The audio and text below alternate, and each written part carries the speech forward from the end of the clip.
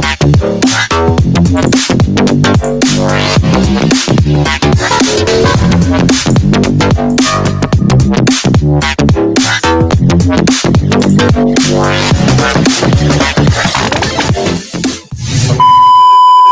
saudara yang dikasihi Tuhan Yesus. Sebelum memulai video ini, tolong bantu subscribe channel ini dengan cara klik tombol merah bertulisan subscribe. Mari kita sama-sama mewarnai dan memuliakan nama Tuhan di media sosial. Saya hitung sampai 3 ya. 3, 2, 1. Terima kasih. Tuhan Yesus memberkati. Selamat menonton.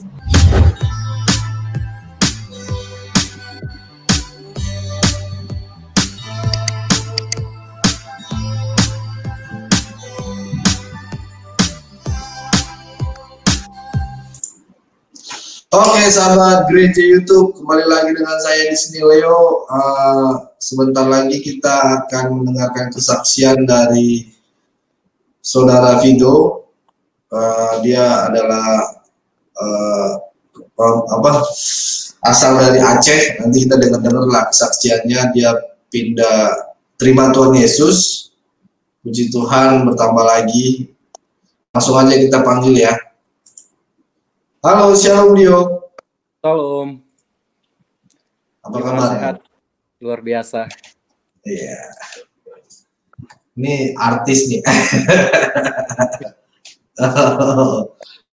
Nah, sebelum memulai kesaksian dari Dio, kita bawa dalam doa dulu ya, biar perkenanan Tuhan terjadi saat kesaksian Dio dan banyak orang yang mendengarkan itu menjadi dampak berkat lah gitu buat yang mendengarkan. Saya mau doa ya. Oke, terima kasih Tuhan Yesus buat hari ini, siang hari ini kami ucap syukur bisa bertemu secara virtual bersama Dio. Sebentar lagi Dio mau kesaksian. Tuhan, Engkau turunkan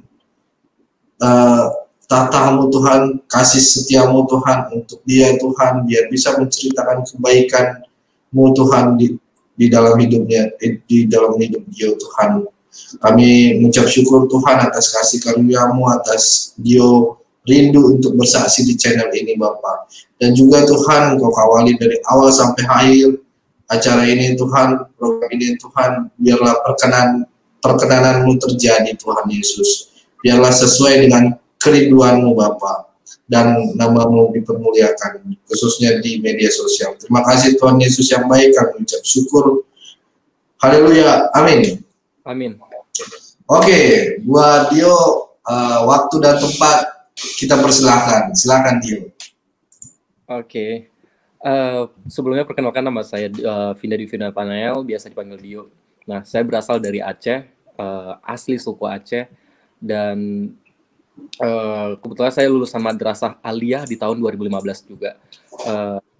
Puji Tuhan, sekarang saya sudah terima Yesus sebagai Tuhan dan Juru Selamat dalam hidup saya. Itu berawal dari story di tahun 2017. Di tahun 2017 itu ketika saya merantau ke Jakarta, beberapa bulan di Jakarta itu banyak banget problem yang saya dapetin ketika itu.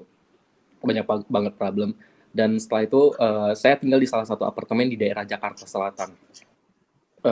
Ketika itu memang problem lagi benar-benar menumpuk banget dari semua persoalan, pekerjaan, teman, belum lagi masalah keluarga yang memang selalu ditimpa-timpa terus gitu.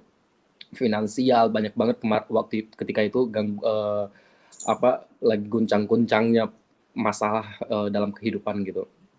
Sampai akhirnya nggak ada satupun yang mau bantu gitu waktu itu. Sampai akhirnya bener-bener udah putus asa, udah bener-bener nggak ada harapan lagi lah dalam hidup. Itu udah mikir seperti itu. Sampai pas malamnya itu, tengah malam itu, sampai itu dalam pas tengah malam itu udah bener-bener kayak, oh ya udahlah, mau apa lagi gitu. Sampai rencana mau bunuh diri waktu itu, mau loncat dari apartemen di tempat saya tinggal waktu itu. Itu pas ketika mau loncat itu bener-bener di situ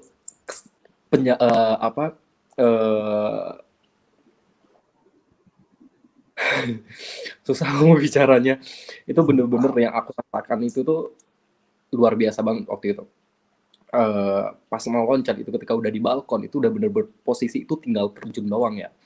Itu yang saya dengar, itu yang saya rasakan, nggak pernah terlupakan sampai sekarang itu suara begitu lembut, begitu halus gitu, mengucapkan kata jangan 3 kali, jangan, jangan, jangan gitu.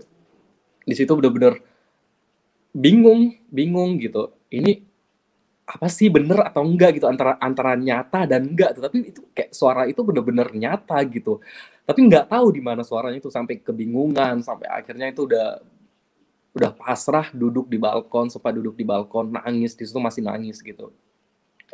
Berusaha gimana caranya bisa menenangin diri gitu, nggak bisa gitu, belum lagi kebayang dengan suara itu. Akhirnya saya masuk ke dalam lagi, saya coba saya coba sholat tahajud di situ. Dan posisinya ketika saya mau bunuh diri itu bener-bener posisinya saya udah kayak bener-bener udah pasrah, udah bener-bener kayak udahlah nggak ada Tuhan gitu. Kalau memang Tuhan ada, pasti Tuhan menyelamatkan gitu. Posisinya di situ udah bener-bener pasrah, udah bener-bener nggak percaya sama Tuhan lagi gitu. Sampai akhirnya saya bawa sholat tahajud. Pas di sholat tahajud di situ saya berdoa sama Tuhan, antara yakin dan nggak yakin sebenarnya. Pas ketika saya berdoa itu antara yakin dan nggak yakin selesai sholat tahajud, banyak itu sih di situ. Saya berdoa sama Tuhan sampai sampai di dalam doa itu pun saya menantang Tuhan gitu, kalau Tuhan itu benar-benar ada, tolong jawab gitu. Sampai akhirnya setelah sholat tahajud selesai berdoa, saya bawa tidur. Pas udah bawa tidur, nggak lama saya tidur tiba-tiba kebangun. Nah, dalam bangun ini itu semua gelap, semua ruangan itu gelap, tapi nggak kelihatan barang-barang apa-apa, nggak ada. Itu benar-benar gelap, nggak ada kelihatan apa-apa pun. Benar-benar gelap. Tiba-tiba pandangan mata saya itu tiba-tiba cahaya keluar. Tiba-tiba cahaya keluar sampai menyinari semua tuh, sampai terang semua. Setelah terang semua itu terang lagi sinar yang kedua keluar lagi. Sinar yang kedua keluar lagi, dan itu posisi benar-benar lebih terang lagi daripada sinar yang kedua gitu, daripada sinar yang pertama. Setelah itu makin kesini makin besar sinarnya, sampai saya di situ melihat sosok yang nggak pernah saya lihat sama sekali. Yang mungkin di agama saya dulu mungkin saya beranggapan oh itu Nabi Isa atau apa, but ini uh, memang nggak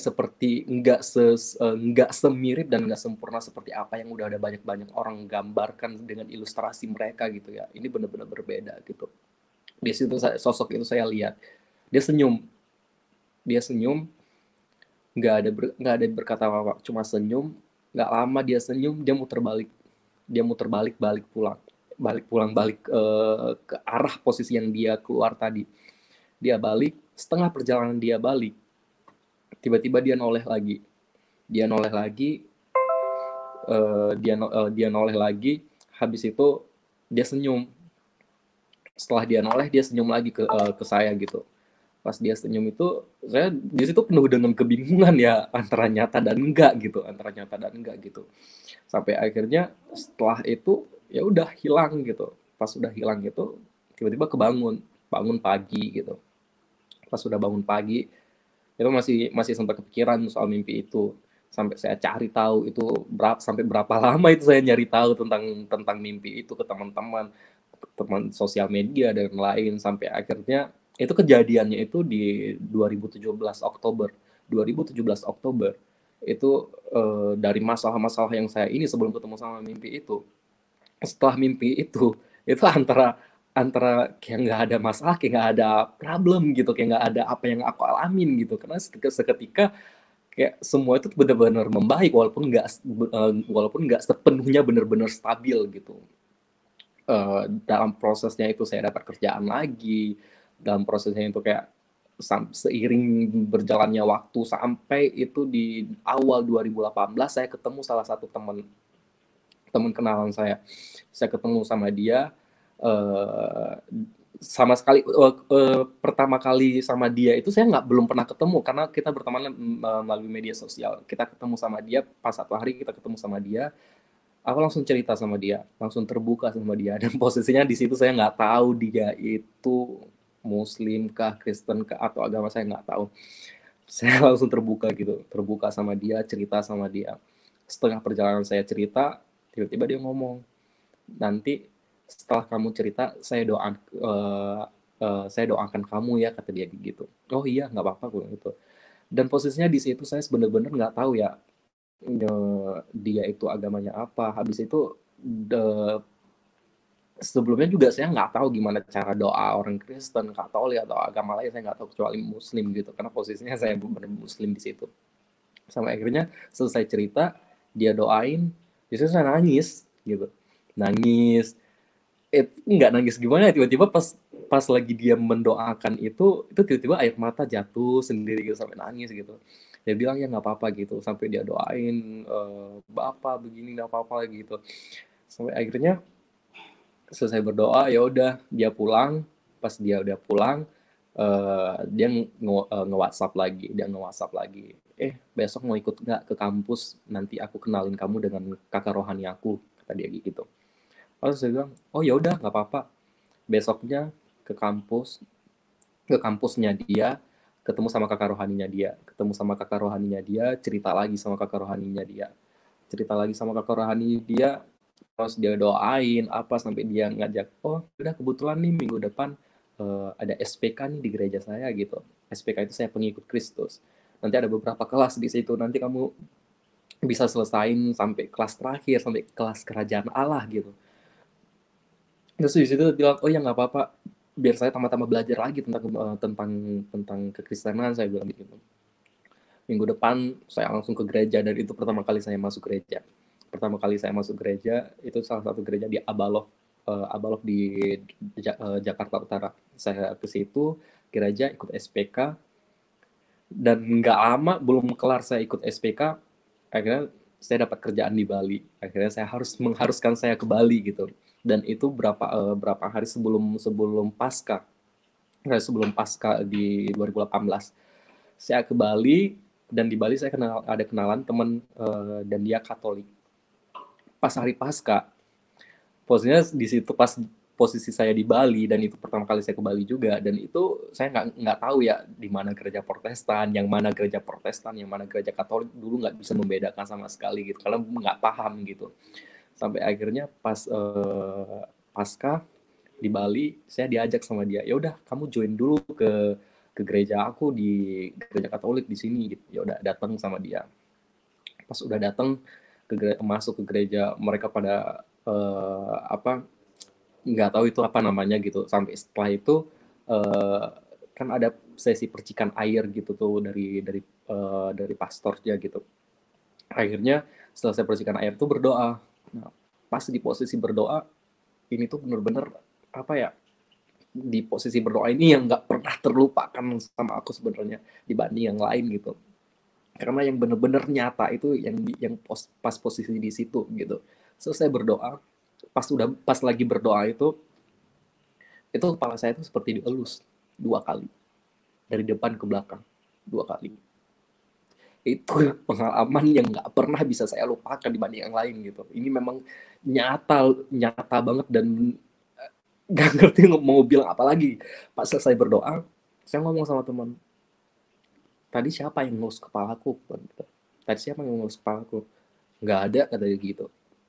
Serius, aku ngerasa banget tadi ada yang ngelus kepala aku 2 kali, aku bilang gitu sama dia. Masa sih, kata dia gitu. Iya gitu, karena kan dia juga tahu story aku baru pindah juga Kristen gitu. Di situ dia nangis, teman aku dia nangis di situ. Kamu kenapa nangis gitu? Enggak, Tuhan itu sayang banget sama kamu, Tuhan itu udah memilih kamu gitu. Banyak dia ngomong waktu itu, ketika itu. Sampai akhirnya aku ikutan nangis. Dia meluk aku. Habis itu kita pergi pulang. Pas sudah pulang itu, long story, maksudnya setelah pulang dari gereja Katolik itu, akhirnya beberapa lama saya di Bali, ketemu dengan teman-teman Kristen yang lain gitu. Sampai saat ketemu sama teman Kristen Protestan juga gitu. Akhirnya aku kenalan sama dia, dibawalah sama dia ke gereja Hillsong Bali. Saya ibadah di situ, selalu pergi sama dia gitu. Setelah jauh dari dia, saya sering sendiri gitu. Tapi dosa tetap, posisinya di situ kayak apa ya, masih banyak dosa juga yang saya lakukan ketika waktu itu sampai akhirnya aku memutuskan diri untuk dibaptis. Aku siap dibaptis. Aku udah bicara sama diri sendiri, aku siap dibaptis. Aku langsung ke salah satu anak pelayanan di Hillsong, saya jumpain, saya minta bilang, kapan ini ada acara baptis? Oh, minggu depan ada gini, baptis. Saya dibaptis tanggal 22 Juli 2018, saya dibaptis. Selesai dibaptis, itu luar biasa lagi yang saya rasakan. Antara kayak, aduh Tuhan ini apa lagi gitu kan.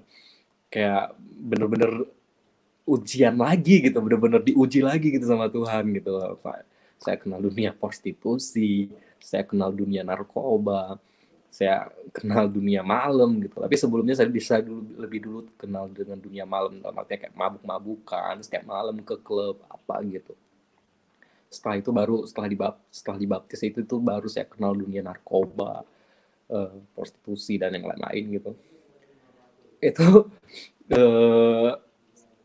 gimana ya, selama selama saya menjalankan di dunia gelap itu, di dunia buruk itu, ya ibadah tetap ibadah, bahkan bahkan sampai mau memutuskan diri untuk pelayanan juga di gereja gitu. Saya pelayanan di Hillsong, terus akhirnya nggak pernah lupa doa, ibadah selalu, walaupun pelayanan jarang-jarang gitu. Narkoba tetap, malam tetap mabuk-mabukan gitu. Karena saya setiap hari berdoa gitu sama Tuhan, Tuhan kapan aku bisa lepas dari sini, Tuhan kapan aku bisa lepas dari situ. Sampai saya ikut connecting group juga di gereja gitu. Pokoknya banyak yang proses ketika itu gitu. Sampai aku setiap hari benar-benar berdoa sama Tuhan, Tuhan kapan aku bisa lepas dari lingkaran ini, Tuhan kapan aku bisa lepas.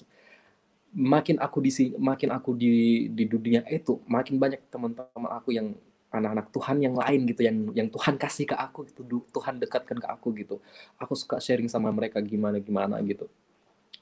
Tapi narkoba tetap, sampai aku sampai bener-bener niat berbohong gitu sama mereka. Iya, aku udah stop gini, padahal masih make ketika itu.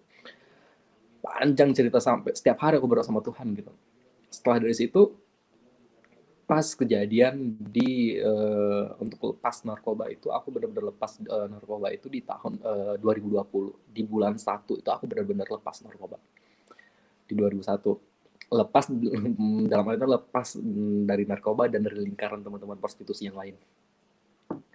Di situ aku benar-benar mungkin aku beranggapan di situ, oh Tuhan udah menjawab doa aku, walaupun bukan dengan cara indah gitu.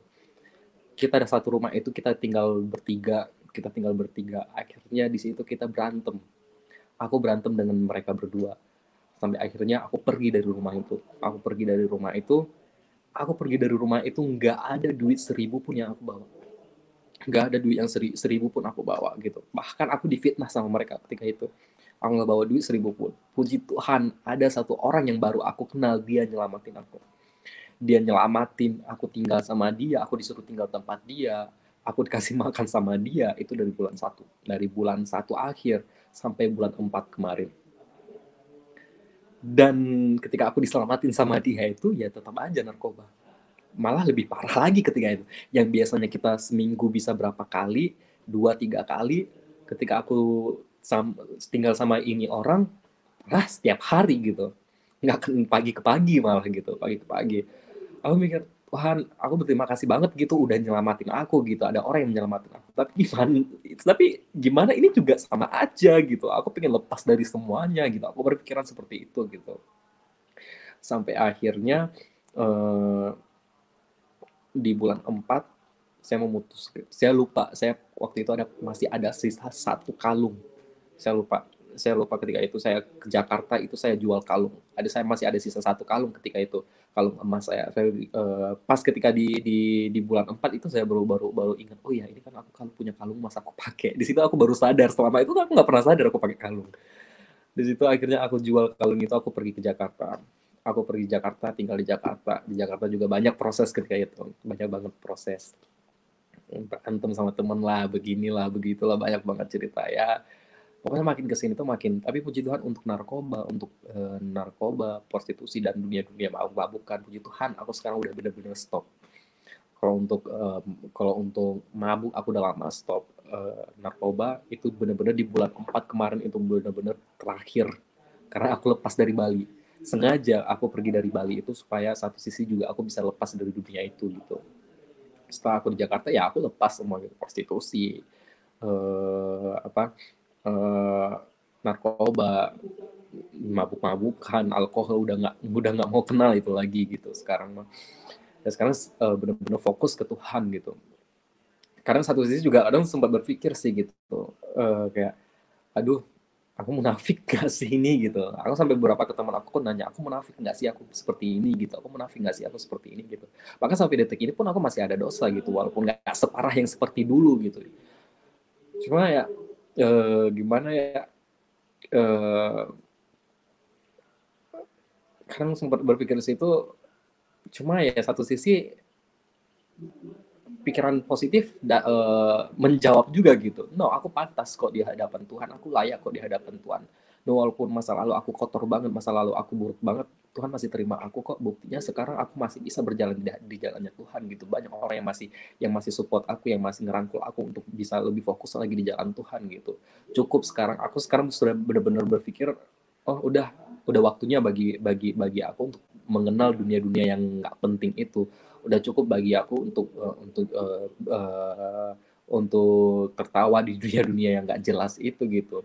Karena sekarang aku berpikir aku masih muda gitu, aku masih muda, sayang banget gitu masa muda aku dihabiskan cuma untuk dunia narkoba apa semua itu, sayang banget sih aku berpikir kayak gitu. Nah, apalagi dengan kisah teman aku yang meninggal juga, 2 orang itu meninggal dulu sebelum 2018 sahabat aku juga meninggal saat sekali kemarin 2020 sebelum aku berangkat ke Jakarta juga sahabat terbaik aku juga meninggal. Itu semua efek karena narkoba. Di situ aku juga jadi pembelajar bagi hidup aku gitu. So sekarang aku benar-benar untuk stop semua itu. Sekarang setiap hari aku mencoba gimana setiap harinya aku bisa lebih baik dari hari-hari sebelumnya gitu. Sekarang masih terus mencoba belajar hal-hal yang lebih baik lagi gitu. Panjang sih cerita untuk pertolongan Tuhan itu. Tetapi aku selalu percaya bahwa Tuhan bakal selalu ada, bakal selalu menolong setiap aku di dalam lembah kegelapan gitu. Oke, mungkin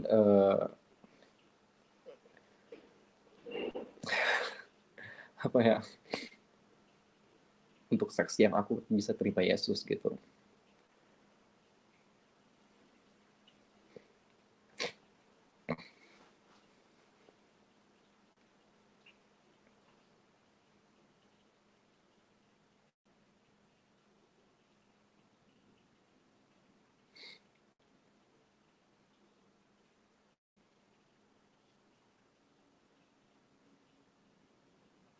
Halo.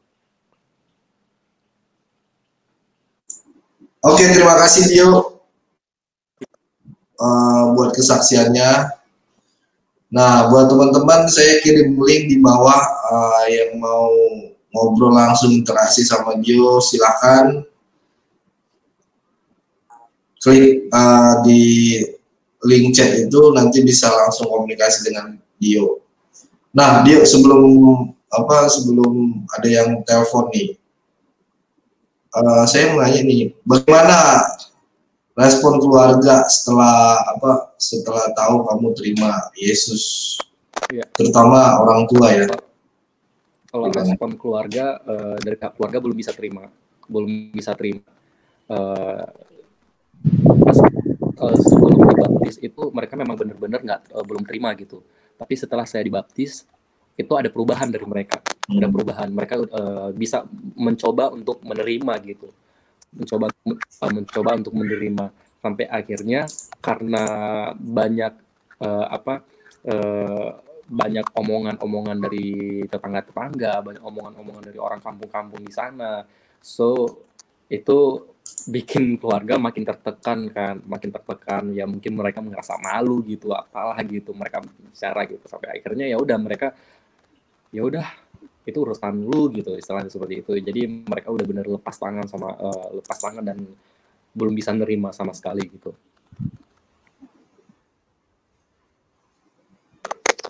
Oke. Oke, ini ada Batak Agamaku. Silakan. Shalom, Bang. Halo. Halo. Halo. Halo. Ya, shalom. Gimana? Ya. Bisa dengar ya? Bisa. Silakan, Bang.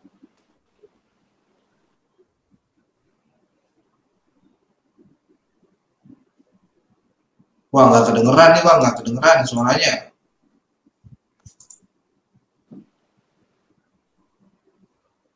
Nggak kedengeran, Bang. Shalom. Nggak kedengeran suaranya. Waduh, ini kayaknya terputus dia. Iya. Oke, tadi berarti sampai sekarang ini belum dong ya? Belum baikan dong? Belum ada belum ada jalan keluar dong, gimana gitu respon dari keluarganya? Iya. Masih nganggep mereka sempat bilang sih mereka bakal nerima Dio lagi kalau misalkan Dio balik lagi ke Muslim gitu. Tapi Dio sendiri juga udah ngomong gitu ke orang tua gitu. Apapun keputusan sekarang, aku nggak bisa diganggu gugat lagi istilahnya gitu. Aku nggak bisa kembali seperti yang dulu gitu. Inilah aku sekarang gitu. Aku udah nggak bisa balik ini. So mau orang tua terima aku atau enggak, mereka tetap aku anggap sebagai orang tua. Mereka tetap anggap orang tua walaupun mereka nggak nganggap aku sebagai anak mereka lagi gitu. Kalau memang mereka mau terima aku, ya harus mereka terima aku dengan keadaan aku sekarang gitu.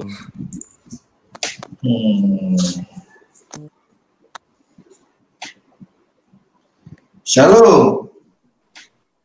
Shalom, Bang. Ya. Ya. Ini langsung bertanya aja ya. Ya langsung lah. Ini sinyalnya jauh nih kayaknya di Sumatera ini ya. Enggak, ini di Madiun nih. Oh, Madiun. Jauh sekali kayaknya ini. Sinyalnya putus-putus, Bang. Ya, silakan, Bang. Iya, makanya bermasalah dengan HP-ku ini paling. Sinyalnya nggak bagus banget nih. Oh, gitu. Iya. Iya, makin di dalam rumah makin ketutup itu sinyalnya. Silakan Bang, mau nanya apa sama dia? Agak jelas nggak? Nah, ini agak mending nih. Ya, silakan Bang. Ini saya ingin bertanya nih. Iya. Kesiapan Anda seperti itu dalam masa muda sekarang, apa Anda nggak berpikir itu adalah salah satu bentuk hidup yang berat ya?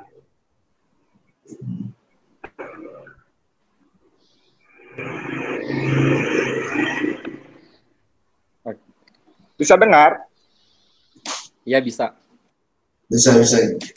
Berarti dia maksudnya keputusannya memilih Tuhan Yesus gitu, Batak agamaku, atau gimana? Nah, kan untuk sejaman itu kan bentuknya sangat berat untuk Anda gitu loh. Apa itu nggak keberatan untuk Anda? Selanjutnya kan masa depan Anda itu masih jauh ke depan. Iya. Boleh dijawab. Jawab ya. Ya. Kalau untuk ngerasa keberatan, sama sekali nggak pernah ngerasa keberatan, karena memang udah prinsip dari Dio sendiri pun dari dulu itu aku hidup untuk masa depan bukan masa lalu. So apapun yang ke belakang itu cukup jadi pelajaran buat aku ke depan gitu. So aku nggak pernah bakal kembali ke belakang, aku bakal maju terus ke depan gitu. Karena persiapan aku yang untuk kedepannya udah ada pelajaran dan udah ada hal-hal yang aku ambil di masa lalu gitu. So aku memang saya sendiri pun orangnya pribadi yang nekat gitu, orang pribadi yang nekat. So saya nggak pernah takut yang namanya merasa menyesal, karena apapun yang saya lakukan ke depan itu udah saya terima resikonya sendiri gitu. Ya. Oh iya itu. Jadi dia udah. Apa yang membuat Anda tadi? Kenapa? Apa yang membuat Anda melihat satu titik untuk merubah Anda? Anda itu melihat seseorang menjadi merubah Anda sekaligus. Apa yang Anda ada titik? Misalnya saya melihat ini menjadi jembatan ke depan untuk saya, kan gitu kira-kira. Apa yang membuat Anda untuk melihat itu titik terang untuk Anda? Oke. Oh. Iya. Iya, paham. Karena ini setiap apapun yang saya jumpain ya, saya nggak pernah lah yang namanya langsung melakukan ataupun langsung menerima gitu.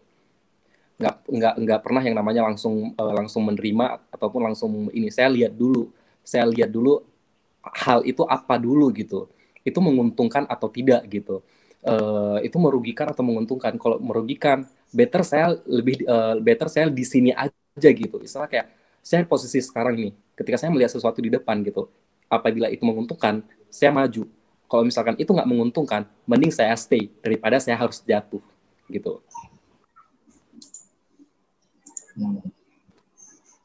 Yang akhirnya Anda memutuskan harus memilih Yesus. Apa yang kamu lihat dari pribadi Yesus? Oh, dari pribadi. Setelah ini saya ya banyak juga sih kemarin mempertanyakan soal itu gitu. Yang pertama, dari sebelum dan sesudah saya terima Yesus, banyak perubahan dalam hidup. Saya ngerasa damai, saya ngerasa kebahagiaan, saya nggak pernah ngerasa sendiri. Yang dulunya saya mungkin orangnya emosional atau lebih cuek atau gimana. Ketika saya mengenal Yesus, saya lebih bisa mengasihi setiap orang gitu. Saya lebih peduli dengan orang gitu, dan ya banyak banget lah perubahan dalam hidup setelah saya terima Yesus sama sebelum terima Yesus gitu. Apakah Anda melihat bahwa cinta Yesus itu dari hati kudus atau memang cinta nafsu gitu kira-kira? Kalau yang saya rasakan kalau memang itu cuma cinta nafsu, banyak hal yang mungkin saya bakal lakukan gitu, hal-hal yang nggak penting gitu. Tapi dari awal memang ketika saya terima Yesus itu benar-benar dari hati gitu, benar-benar dari hati. Karena gini, kalau misalkan saya cuma istilah kayak cinta nafsu mungkin terima Yesus, mungkin saya nggak bakal mencari tahu tentang kebenaran Yesus. Tapi nyataannya yang saya lakukan adalah ketika saya terima Yesus dengan hati tulus, saya malah mencari orang untuk bisa mendidik saya lebih dalam lagi tentang kebenaran Yesus gitu. Artinya Yesus itu menjadi guru bagi Anda, kira-kira begitu? Iya. Apakah Anda kira-kira bisa sekuat tenaga untuk mengikutinya dia? Soalnya sesuai dengan ajarannya menyintai seseorang, menyintai musuh itu, apa itu bisa gampang dibuat di dalam pribadi kita sebagai guru? Kan dia mengatakan bahwa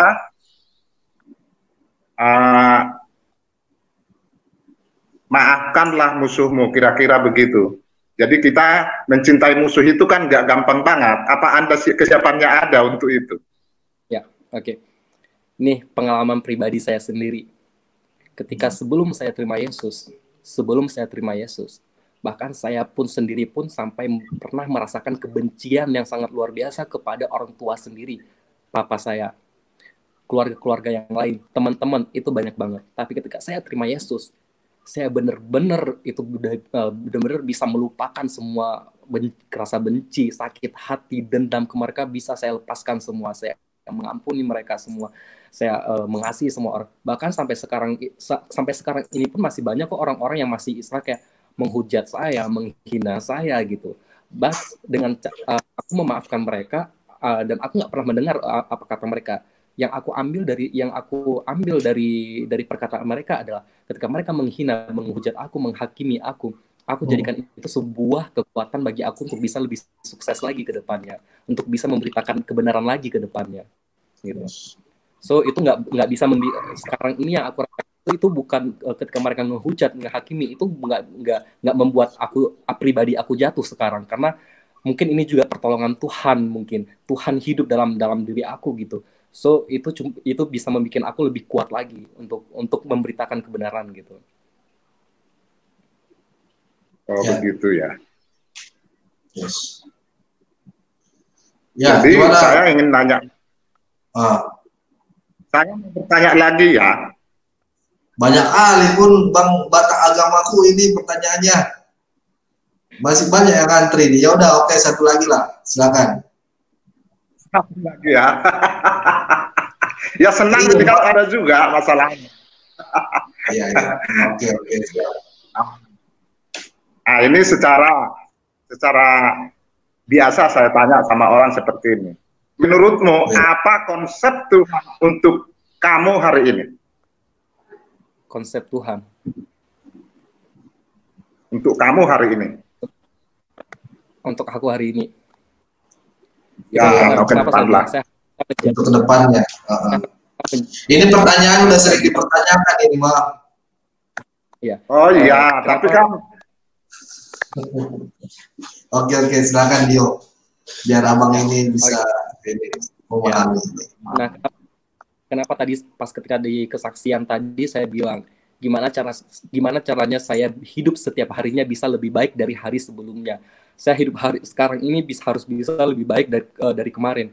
Dosa yang udah saya buat kemarin jangan sampai lagi terjadi di hari ini gitu. Dosa hari ini jangan sampai terjadi di hari ke depan. So konsep Tuhan dalam hidup aku sekarang ini dan detik saat ini, saya harus bisa menjadi pribadi yang lebih baik lagi untuk kedepannya dan setiap harinya. Oke. Terima kasih. Nasihat saya jangan menangisi apa yang sudah terjadi ya. Thank you. Thank you Bang Batak Agamaku. Terima kasih. Terima kasih, God bless you Bang. Oke, sekarang ke Ben. Silakan. Shalom Ben. Bang Leo dan Dio. Shalom. Ya, langsung ke Dio aja ya. Waktu pertama mau loncat itu ya, itu kan Dio katakan banyak masalah yang menjadi satu, keluarga, ekonomi dan sebagainya ya.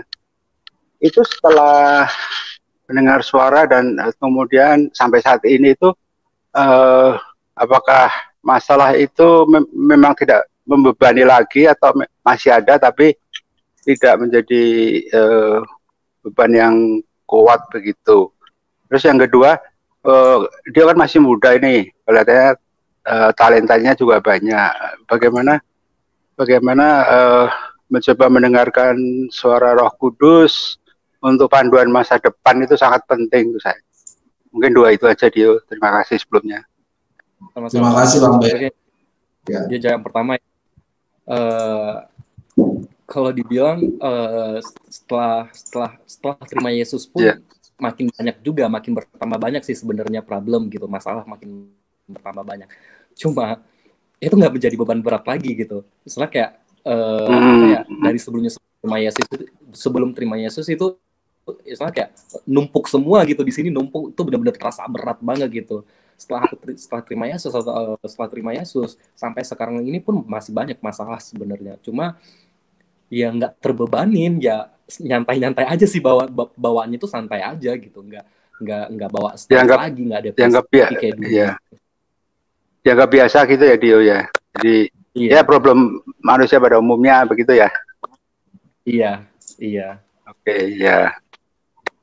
Terus mengenai karir atau masa depan lah. Jadi karena Dio kan masih muda, itu kan masih banyak bisa dijangkau, dipelajari. Bagaimana bisa mendengarkan suara Roh Kudus, karena Roh Kudus adalah penolong dan penghibur begitu. Bagaimana itu wujud dalam sehari-hari Dio sekarang? Kebetulan juga Dio benar-benar untuk bisa meninggalkan semua hal-hal yang nggak benar itu kebetulan banget dengan pas di corona kayak gini sekarang gitu, pas lagi masa corona kayak gini. So Dio di situ juga berusaha untuk cari kerja, gimana caranya itu memulai lagi dari nol gitu, but nggak ada satupun gitu yang bisa terima. So sekarang ini kebetulan juga ada keluarga angkat yang benar-benar bisa terima Dio apa adanya. Dio tinggal di sini. So sekarang kesempatan Dio sekarang di sini itu selama masa corona ini tetap bawa dalam doa, tetap masih bawa dalam doa untuk setiap harinya gimana ke depannya, selalu minta sama Tuhan gitu, ke depannya gimana, langsung persiapkan apapun yang ini yang bakal Dio lakukan nanti setelah benar-benar selesai corona. Sekarang memang untuk tujuan untuk saat ini ada dari pihak keluarga di sini pun mereka setelah corona mungkin mereka bakal nyekolahin aku lagi, nyekolah dalam istilah kayak nggak kuliah sih, karena mereka tahu aku punya cita-cita jadi chef, so mungkin mereka bakal chef. Oke. Syukurlah persiapan semua. Ya, terima kasih Dio, ini memberkati karena Dio masih muda, begitu banyak pengalaman yang kayak dimanfaatkan gitu ya. Beruntung bisa mempunyai pengalaman di masa muda ini. Terima kasih Bang Leo, terima kasih Dio. Shalom. Sama-sama. Shalom, Tuhan Yesus berkati. Amin. Oke.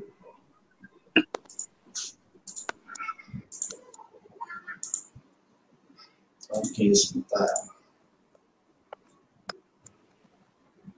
Nah, kamu ini udah dibaptis belum? Gimana? Kamu udah dibaptis belum? Dibaptis? Udah, 22 Juli 2018. Oh, puji Tuhan. Ya. Berarti kamu di sini tinggal bersama ini dong ya, saudara? Sekarang di sini tinggal sama keluarga angkat. Jadi kenal keluarga ini memang udah lama, di 2017 juga dulu. Karena ke Bali, jadi kerja di Bali, so jauh dari sini karena dia kembali ke Jakarta, tinggal lagi di sini gitu. Ya mungkin. Ya, ini ada nggak perbedaan atau perubahan dalam hidup kamu setelah ikut Yesus? Banyak sih perubahan, banyak perubahan, kayak mungkin karena mungkin efek juga lebih banyak di belajar dan mengerti kehidupan itu di dalam benar-benar dalam kehidupan gitu. Itu banyak pembelajaran juga sih, hal-hal yang nggak benar, hal-hal yang benar banyak juga itu jadi pembelajaran juga sih, karena dia juga sempat berpikir kayak, oh ya udah, aku nggak pernah menyesali apa yang udah dilakukan sebelum-sebelumnya gitu, hal-hal kotor itu, hal-hal buruk itu nggak pernah menyesali, karena dia berpikir, oh aku hidup ke depan kok, aku yakin ke depan aku punya keturunan, so dengan ini bisa jadi pelajaran kehidupan untuk bisa aku bagikan untuk keturunan nanti gitu. So, jadi kita nggak perlu menjadikan contoh itu dari orang lain, karena pribadi sendiri pun udah pernah di situ, jadi makin gampang lagi untuk membentuk diri dan membentuk orang-orang terusnya nanti dari pengalaman pribadi gitu. Jadi banyak pelajaran sih, banyak pelajaran hidup juga. Ini Dio udah married apa belum sih? Belum, aku masih 24 tahun. Oh, 24 tahun. Ya, kamu kan masih muda ini. Jangan nanti tergiur sama wanita-wanita. Inilah, nanti balik lagi. Ini ada yang nanya soalnya ganteng. Makanya. Ya. Ganteng-ganteng jadi pintar-pintar ya. Nah, gimana? Mudah-mudahan dapat jodoh dari itu. Ya, kita doakan lah. Buat yang cewek-cewek nih, yang cewek-cewek Kristen nih, masih jomblo nih, jomblo apa udah punya pacar? Jomblo, masih jomblo. Buat cewek-cewek nih welcome lah, yang Kristen yang ini bisa bareng-bareng sama Dio nih. Dio.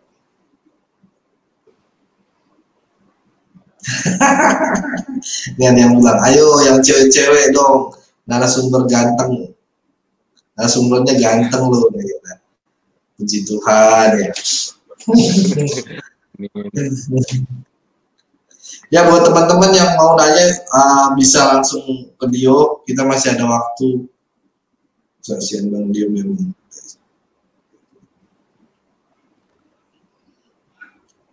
Yes.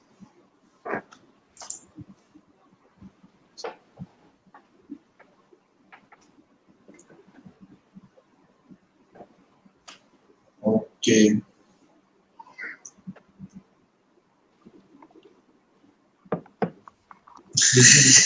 Kocak-kocak ya.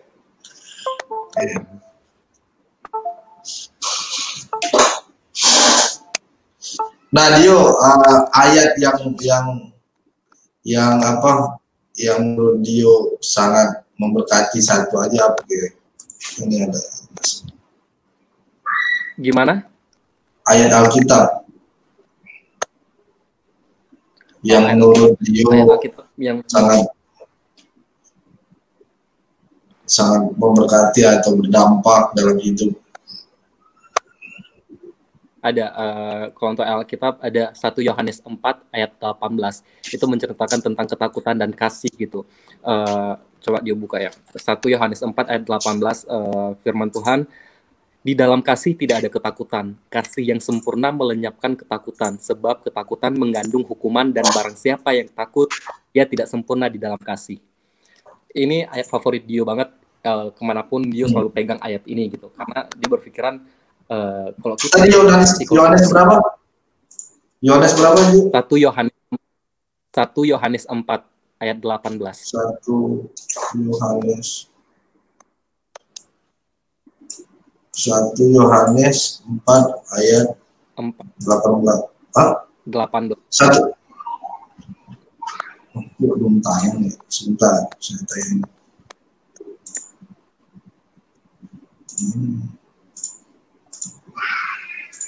Ini ya.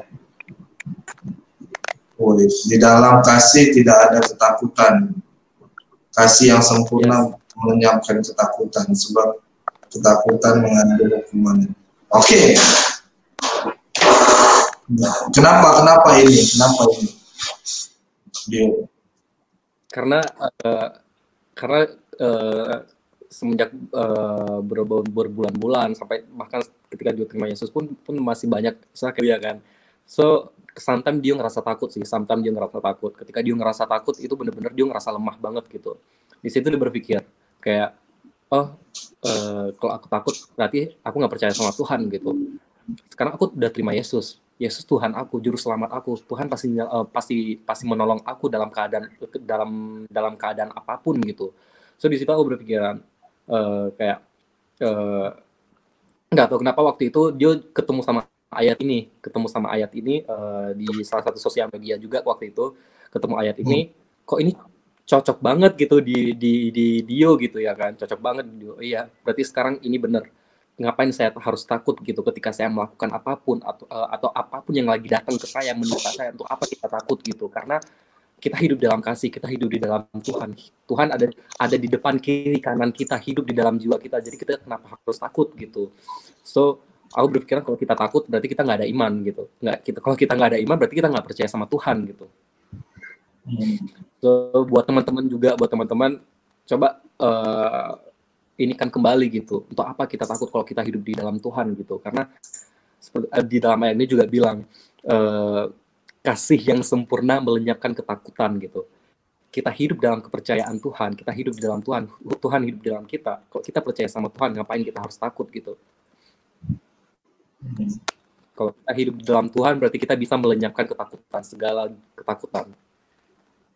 Jadi apapun yang dia rasain, ini sih yang selalu menguatkan dia. Ya, oke. Langsung ke Ado kayaknya di mute. Oke. Shalom. Shalom, Bang Leo. Shalom. Shalom, Madu. Siap. Selamat siang menjelang sore, Dio. Selamat siang, menjelang sore. Puji Tuhan. Udah muda, ganteng, mengenal Tuhan Yesus, takut Tuhan, luar biasa, Betul. Mas Dio. Amin. Ya, saya sangat terberkati kesaksian Mas Dio. Masih pelajar atau sudah mahasiswa kerja, Mas Dio? Sudah nggak siswa, sudah bukan pelajar, bukan mahasiswa, dan bukan pekerja juga. Masih nganggur sekarang. Artis dong ya. Amin. Baik. Puji Tuhan, luar biasa. Terus melayani, Mas Dio. Iya. Tadi saya sangat terberkati yang firman Tuhan tadi sampaikan, kasih yang sempurna itu melenyapkan ketakutan. Kasih itu yang adalah Allah Bapa di dalam Yesus itu sendiri. Kita tidak perlu takut ya, Dio ya. Iya. Maju terus, sekarang ambil pelayanan di gereja, di pemuda, di mana? Dio ikut pelayanan atau apa? Sekarang belum, kemarin pas ketika di Bali sempat pelayanan next step juga di gereja Hillsong Bali. Karena ini baru balik ke Jakarta, jadi di Jakarta belum. Ya masih semua daring ya, masih online semua ya. Iya. Titip pesan saya, Dio, nanti ke teman-temannya jangan lupa bersaksi tentang nama Yesus ya. Iya. Sekalipun di Jakarta, jangan malu membawa nama Yesus. Yesus itu adalah Tuhan dan Allah kita yang luar biasa ya, Dio. Semangat dan maju terus, Dio, melayani Tuhan, takut akan Tuhan ya. Ya. Tuhan memberkati ya pekerjaannya dan keluarganya juga. Amin. Mas Leo, terima kasih. Tuhan berkati, Mas Leo, gereja YouTube. Amin. Terima kasih, Bang Ado. Tuhan berkati, Bro Leo, makasih. Tuhan berkati buat kita semua. Ya, amin. Terima kasih. Ini buat teman-teman wanita nggak ada nih, perempuan yang nelpon cowok semua nih. Iya, Dio. Halo, Dio.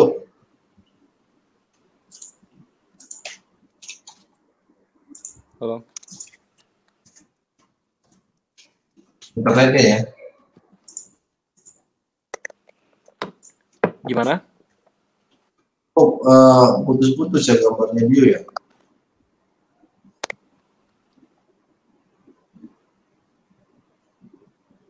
Gimana? Iya. Iya, putus-putus nih gambarnya Dio. Nggak gerak sama sekali. Di sini gerak. Coba. Di situ gerak ya. Oke. Gitu. Ini nggak gerak sama sekali Dio. Aku gerak ya. Iya, gerak di sini gerak.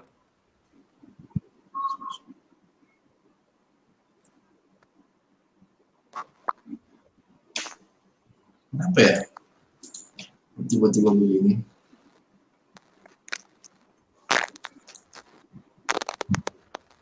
Aku nggak bisa lihat Dio, cuman gelap gitu doang. Di live streamingnya aman gak ya? Buat teman-teman yang nonton.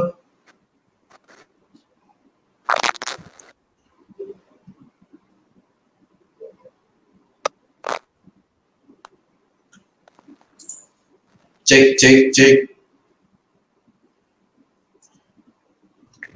Ya, dengar suaranya. Dengar? Hah? Halo. Dengar, cuman gambarnya Dio yang kelihatan. Dengar. Apa aku refresh dulu ya? Dengar kok suaranya, dengar. Dengar ya?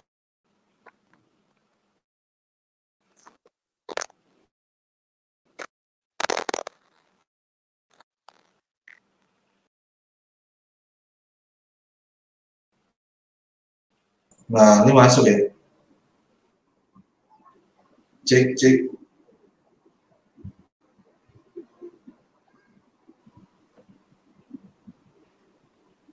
Oke, Dio. Iya, halo. Ya, nih terputus nih. Ini servernya. Tapi kedengaran suara saya?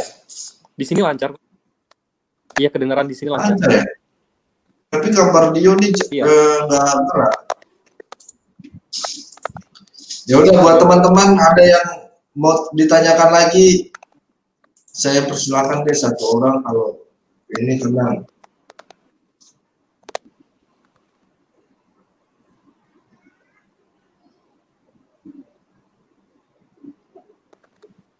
Nah, Dio. Iya. Berarti nggak pernah pulang ke Aceh lagi dong, Dio? Sudah nggak pernah. Sudah nggak pernah ya? Oh, udah lama tuh nggak pernah ya. Kan di sana, kalau di sana di Aceh itu ada gereja nggak sih? Untuk di Aceh ada, gereja ada di Aceh. Kecuali di kabupaten yang tempat berasal itu nggak ada. Di Aceh itu ada 2 kabupaten, Pidi sama Jaya. Itu 2 kabupaten yang nggak ada gereja, nggak ada vihara, nggak ada tempat ibadah selain masjid. Ya. Di tempatnya Dio tuh sama sekali nggak ada gereja ya? Nggak ada. Ya. Terus kalau sama orang tua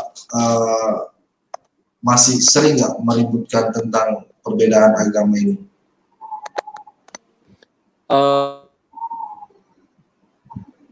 Sudah nggak dari 2018 akhir itu udah nggak pernah lagi sih, udah nggak pernah telepon lagi, nggak pernah chattingan lagi gitu. Cuma kalau sama orang tua ya, kalau misalkan untuk sama kakak, sama saudara gitu, kakak kandung, itu masih komunikasi, kita masih komunikasi. Cuma kita nggak pernah bahas apa aja sih, kayak palingan kayak nanya kabar doang gitu ya. Satu sisi ya mereka masih berharap dia balik ke agama sebelumnya gitu. Oh, masih berharap gitu. Berharap. Iya. Soalnya kalau dibilang karena kan keluarga Dio sendiri juga istilah kayak bener-bener ini banget ya, Islam banget gitu. Kayak kakak sendiri pun udah bercadar. Kakak bercadar. Terus kita juga kalau dari mama dari keluarga mama, adiknya mama pun seorang ustad. Oh, yeah. Jadi memang benar-benar ini ya. Berarti Dio hati-hati dong kalau nanti ini bisa. Halo Dio. Gimana? Kok ya, gambar Dio nggak ada ya? Kok gambar Dio nggak ada ya? Apa nih saya ya merasa?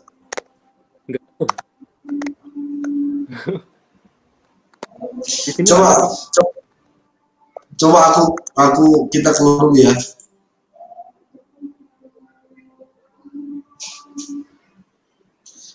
Mungkin sinyal dari Dio ya. Kita tunggu aja teman-teman. Teman-teman kalau mau nanya silakan, masih ada waktu. Kalau bisa yang cewek-cewek nih, ayo dong, ya kan?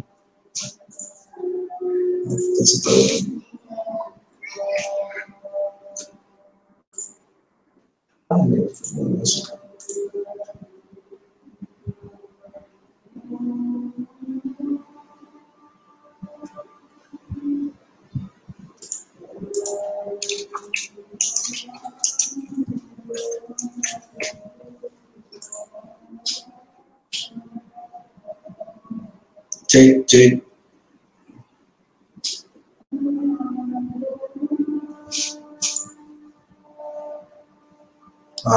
Ternyata baterainya yang lowbat, jadi dia benar-benar ngurangin harusnya.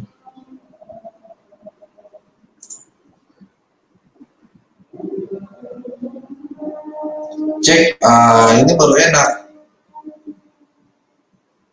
Iya. Ya kan?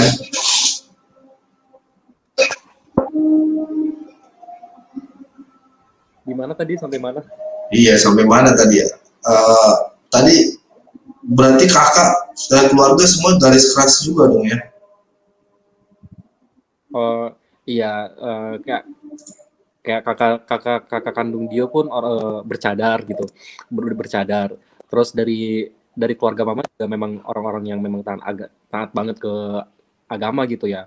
Bahkan adik mama Dio pun itu seorang ustadz gitu, pengurus masjid juga. Ya. Tapi sama kakak dan adik enak juga komunikasi sampai sekarang. Iya, masih komunikasi baik sekarang, masih komunikasi baik ya, maksudnya kayak nanya-nanya kabar aja sih, nanya-nanya kabar. Terus kalau untuk selebihnya ya mereka masih berharap dia untuk kembali lagi gitu, mereka masih minta dia untuk kapan pulang gitu, kita ngumpul lagi gitu bareng keluarga gitu. Cuma ya gitu, satu sisi dia juga sama bilang ya kalau mau pulang ya dia pun berharap mau pulang gitu. Cuma kalau mereka masih berharap dia pulang dalam keadaan dia muslim, dia masih nggak bisa gitu. Bukan masih nggak bisa, memang udah nggak bisa gitu, karena dia udah benar-benar udah di sini sekarang, udah nggak bisa balik lagi seperti dulu gitu. Iya, ya. Oke, terima kasih Dio buat saksiannya. Dio, apa nih kata-kata edukasi motivasi untuk terakhir, untuk penutup? Gimana? Untuk penutup kita, kasih dong edukasi motivasi, kata-kata terakhir untuk penutup kita. Buat teman-teman yang masih nonton, ini yang selalu Dio sampaikan ke teman-teman yang lain juga sih, ke dimanapun gitu. Dia selalu bilang kayak tetaplah jadi pribadi yang lebih baik setiap harinya. Jadilah pribadi yang lebih baik setiap harinya. Jangan pernah kalian ngerasa diri kalian itu dan nggak pantas di hadapan Tuhan dan di hadapan manusia. Pada dasarnya kalian adalah makhluk Tuhan, ciptaan Tuhan. Kalian pantas, Tuhan menerima kalian itu dalam kondisi apapun. Tuhan nggak pernah melihat masa lalu kalian itu bagaimana. Yang Tuhan lihat adalah Tuhan sudah menyediakan kalian masa depan gitu. So, coba kalian juga jangan pernah insecure. Jangan pernah insecure juga sama siapapun gitu. Jangan pernah ngerasa insecure, karena pada dasarnya Tuhan menciptakan kita dengan bentuk sempurna di dalam diri kita sendiri gitu. Dengan sempurna dengan diri kita sendiri. So jangan pernah takut. Kalian punya potensi. Kalian sukses dengan diri kalian sendiri, bukan dengan omongan orang lain. Karena kalian masing-masing kita punya potensi masing-masing. So semangat terus di jalan Tuhan. Jangan lupa berdoa, jangan lupa saat teduh juga. Amin. Oke, terima kasih Dio. Oh, ada satu penelpon nih, Mosad. Ternyata, aduh. Shalom Mosad, terakhir ya. Iya. Dari tadi menunggu nih. Shalom Mosad. Ya, keluar. Akhirnya dia keluar. Oke. Sebentar, saya. Terima kasih buat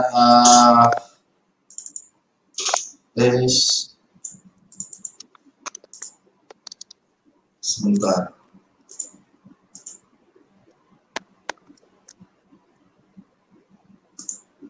Oke, terima kasih buat Dio yang udah mau kesaksian, terus menjadi dampak besar dimanapun berada ya Dio, untuk menunjukkan bahwa Tuhan Yesus itu baik, dahsyat, dan luar biasa. Dan juga dia punya YouTube channel nggak?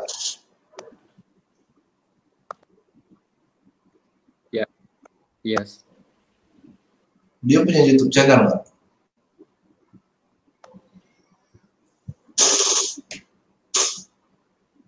Ada. Sama namanya, ada. Vinda Divio Nathanael. Oke, buat teman-teman rohani Kristuber yang nonton sekarang ini, jangan lupa untuk main ke video. Baru bikin juga sih, nama channelnya Vinda Divio. Nah, sama seperti nama. Ya, jangan lupa untuk subscribe juga, ikuti, kita dukung dia untuk jadi Kristuber, gitu kan, di konten-konten YouTube-nya. Oke, terima kasih buat teman-teman. Jangan lupa juga untuk like, comment, dan share channel ini agar bisa terus mewarnai media sosial ya, dimanapun kalian berada gitu. Caranya dengan klik subscribe-nya, klik loncengnya, itu aja membuat saya khususnya senang gitu. Karena YouTube itu membutuhkan hal-hal seperti itu. Jadi menurut saya jangan lupa untuk kalian klik. Masuk lagi nih. Kok ada 2? Hah? Kok ada 2? Iya nih. Enggak di sini.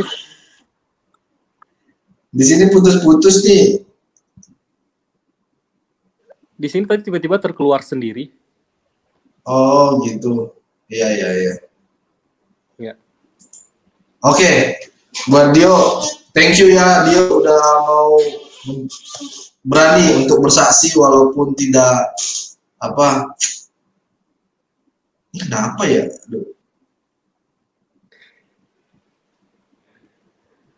Sama-sama. Oke, ini silakan nih Fernandus Syahan. Terakhir. Salam. Dengar suara ya? Dengar Bang. Shalom Bang. Ini Dio, kamu alumni Akpar Medan ya? Halo? Alumni Akpar Medan ya? Halo Dio. Halo. Ya, halo. Ya, kamu alumni Akpar Medan ya? Iya, halo. Ya, mungkin Dio nggak usah pakai visual, jadi pakai audionya aja deh. Mungkin berat karena ini suara aja nggak apa-apa. Ya. Silakan Bang. Halo Dio. Halo. Saya mau klarifikasi dulu nih. Kamu alumni Akpar Medan ya?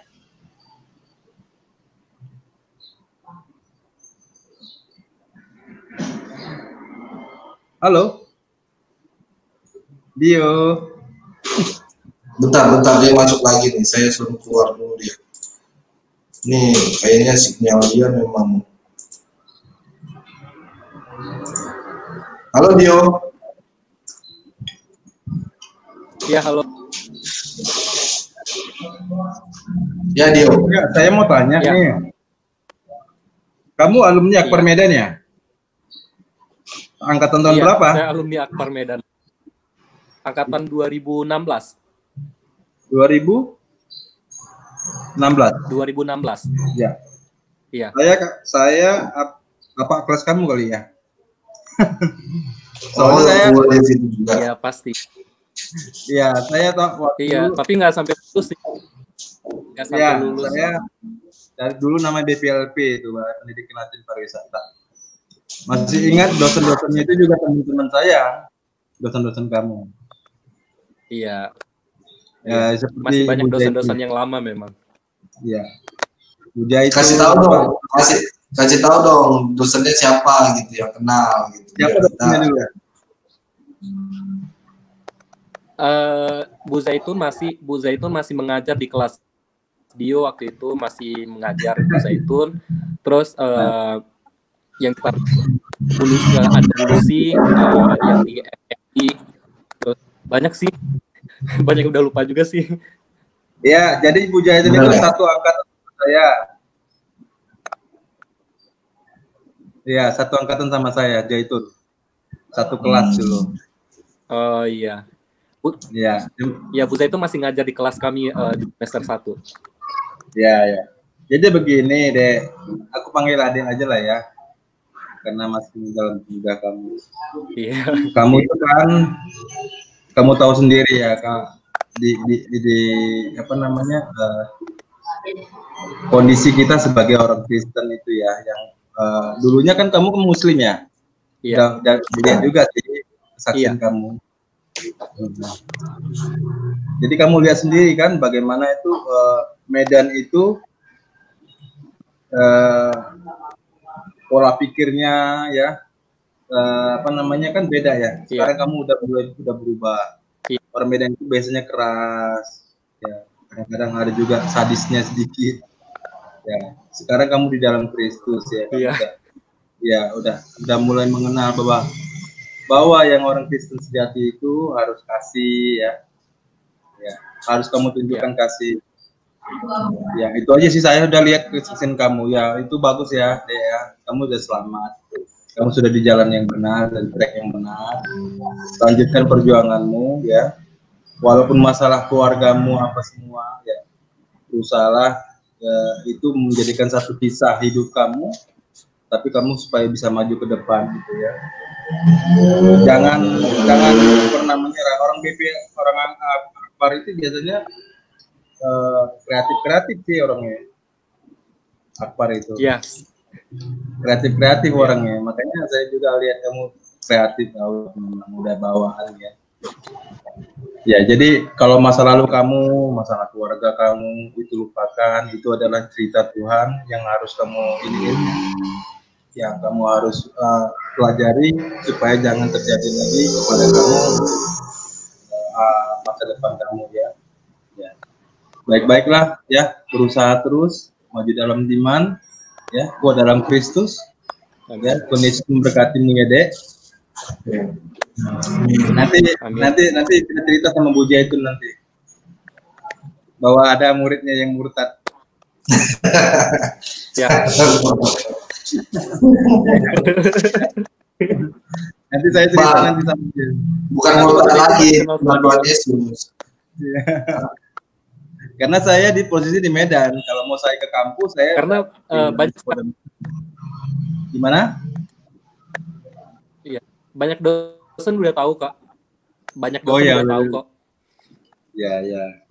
Ya, tapi biasanya orang kampus itu juga nggak terlalu nggak terlalu ini ya. Kalau masalah kamu mau pindah apa itu bebas ya. Dosen-dosen kita juga banyak yang Kristen di situ kan. Tapi puji Tuhan lah kamu bisa berubah pikiran kamu seperti itu. Mudah-mudahan lebih baik lagi ya.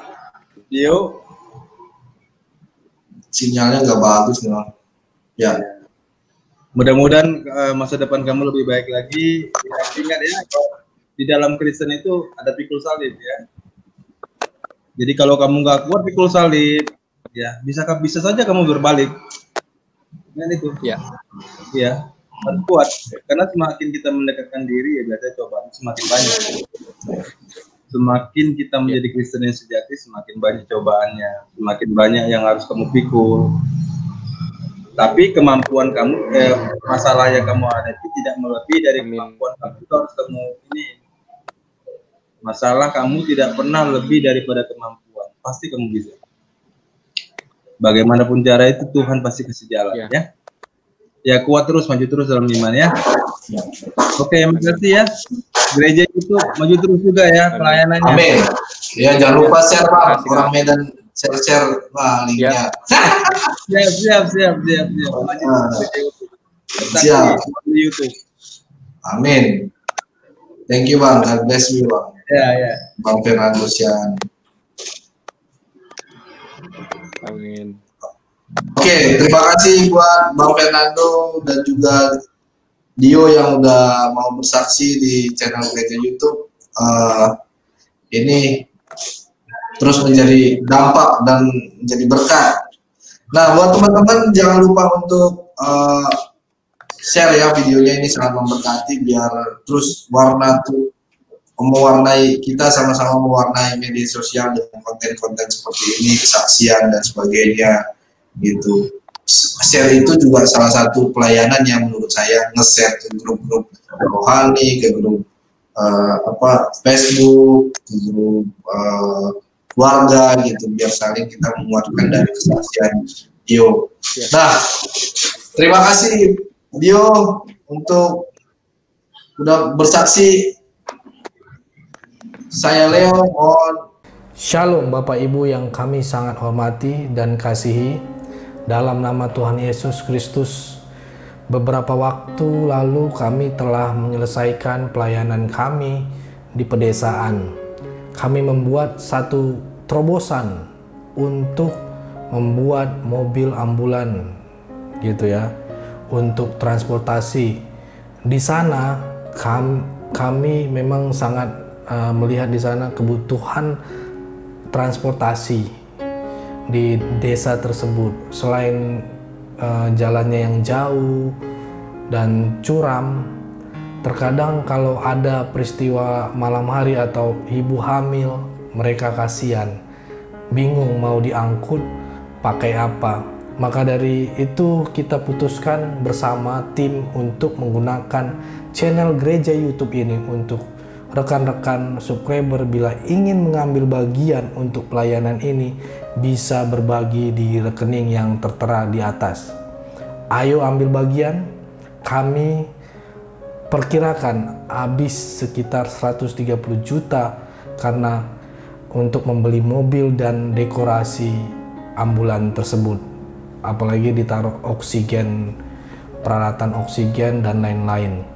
Kami memohon dukungan doa, dana dari Bapak Ibu, saudara-saudari penonton gereja YouTube, orang-orang baik yang rindu berdonasi dalam melakukan atau mengirimkan di nomor rekening yang tertera di bawah ini.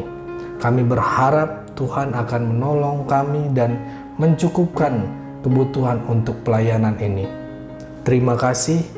Doa kami selalu menyertai saudara dan pelayanan kita bersama ini. Tuhan Yesus memberkati kita semua. Haleluya.